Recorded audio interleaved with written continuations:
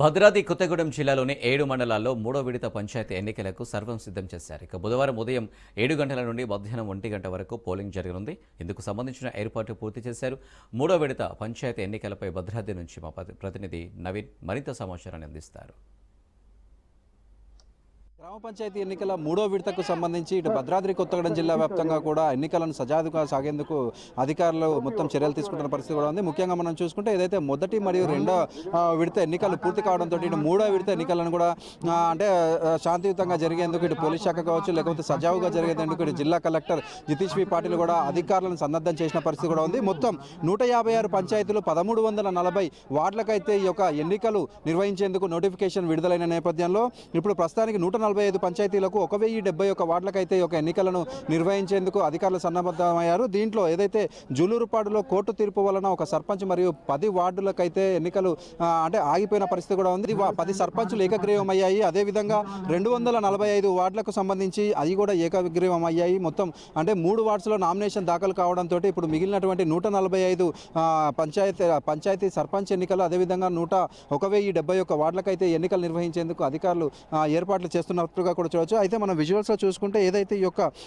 సర్పంచ్ మూడో విడత ఎన్నికలకు సంబంధించి మెటీరియల్ డిస్ట్రిబ్యూషన్ కేంద్రం వద్ద ఉన్నాము. ఇక్కడ నుంచి ఏదైతే బ్యాలెట్ బాక్సులు కావచ్చు, బ్యాలెట్ పేపర్లు కావచ్చు, లేకపోతే వీటికి ఎలక్షన్కు సంబంధించినటువంటి అధికారులందరినీ కూడా కేటాయించే పనులు అయితే ఇక్కడ ఉన్నట్లుగా కూడా చూడవచ్చు. అయితే మొదటి మరియు రెండో విడత ఎన్నికలకు సంబంధించి భద్రాద్రి జిల్లా వ్యాప్తంగా కూడా చాలా ప్రశాంతంగా సాగిన పరిస్థితి కూడా ఉంది. ఎక్కడ 1-2 చదురుమదురు ఘటనలు తప్ప ప్రతి ఒక్క చోట కూడా ఎక్కడ ఇబ్బందులు అయితే తలెత్తిన పరిస్థితి అయితే రాకుండా ఇటు జిల్లా కలెక్టర్ జితేష్ వి పాటిల్ కావచ్చు, లేకపోతే జిల్లా ఎస్పీ రోహిత్ రాజు చూసిన పరిస్థితి కూడా ఉంది.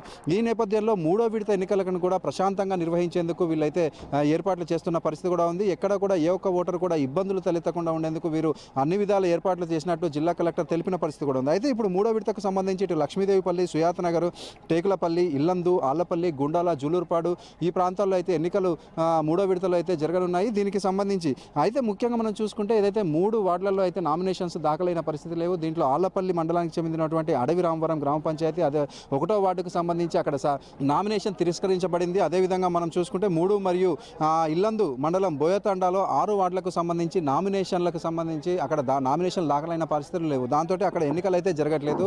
అదేవిధంగా మనం చూసుకుంటే ఈ యొక్క మూడో విడతకు సంబంధించి భద్రాద్రి కొత్తగూడెం జిల్లా వ్యాప్తంగా 1,75,074 మంది ఓటర్లు అయితే ఓటు హక్కును వినియోగించుకున్నారు. దీంట్లో 85,712 మంది పురుషులు, అదేవిధంగా 89,359 మంది మహిళా ఓటర్లు అయితే ఈ యొక్క ఏదైతే ఇప్పుడు నిల్చున్నటువంటి ఈ యొక్క ఎన్నికలకు సంబంధించి మొత్తం సర్పంచ్లకు సంబంధించినటువంటి అభ్యర్థులు కావచ్చు, లేకపోతే వార్డుల సభ్యుల యొక్క వారి భవితవ్యాన్ని తెలుసనున్నట్లుగా కూడా చూడవచ్చు. దీంట్లో మొత్తం ఈ యొక్క భద్రాద్రి జిల్లా వ్యాప్తంగా 1,258 మంది పోలింగ్ కేంద్రాలను కూడా ఏర్పాటు చేసినట్లుగా కూడా చూడవచ్చు. అయితే దీనికి సంబంధించి 145 పంచాయతీలకు సంబంధించి సర్పంచ్ ఎన్నికలు జరుగుతుండటంతో దీంట్లో 470 మంది, అదేవిధంగా 1,071 వార్డులకు సంబంధించి 2,802 మంది ఈ యొక్క వారి భవితవ్యాన్ని అయితే ఈ మూడో విడత ఎన్నికలలో అయితే తేల్చుకోనున్నట్లుగా కూడా చూడవచ్చు. అయితే ఇప్పటికీ మనం చూసుకుంటే ఏదైతే మొదటి మరియు రెండో విడత ఎన్నికలకు సంబంధించి కాంగ్రెస్ హవా స్పష్టంగా కనిపించింది.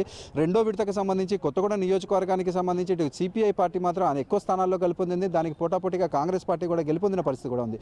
అయితే మూడో విడతలో కూడా ఇటు కాంగ్రెస్ పార్టీ హవా సాగుతుందని కాంగ్రెస్ శ్రేణులు ఆశాభావం వ్యక్తం చేస్తున్నట్టుగా ఇటు బీఆర్ఎస్ పార్టీ శ్రేణులు మాత్రం మూడో విడతలో ఖచ్చితంగా ఎక్కువ స్థానాల్లో గెలుపొందుతామంటూ కూడా భద్రాద్రి జిల్లా వ్యాప్తంగా ఉన్నటువంటి ఈ యొక్క బీఆర్ఎస్ శ్రేణులు అయితే చెప్తున్న పరిస్థితి ఉన్నది. ఏదేమైనప్పటికీ కూడా మూడో విడత ఎన్నికలకు సంబంధించి అధికారులు ఏర్పాట్లు పూర్తి చేస్తున్నారు. అదేవిధంగా రేపు ఏం జరుగుతుందో వారి భవితాన్ని తెలుసుకునేందుకు అయితే పోటీదారులు అయితే వెయిట్ చేస్తున్న పరిస్థితి కూడా ఉంది. కెమెరామెన్ మధుతో నవీన్, రాజ్ న్యూస్, భద్రాద్రి జిల్లా.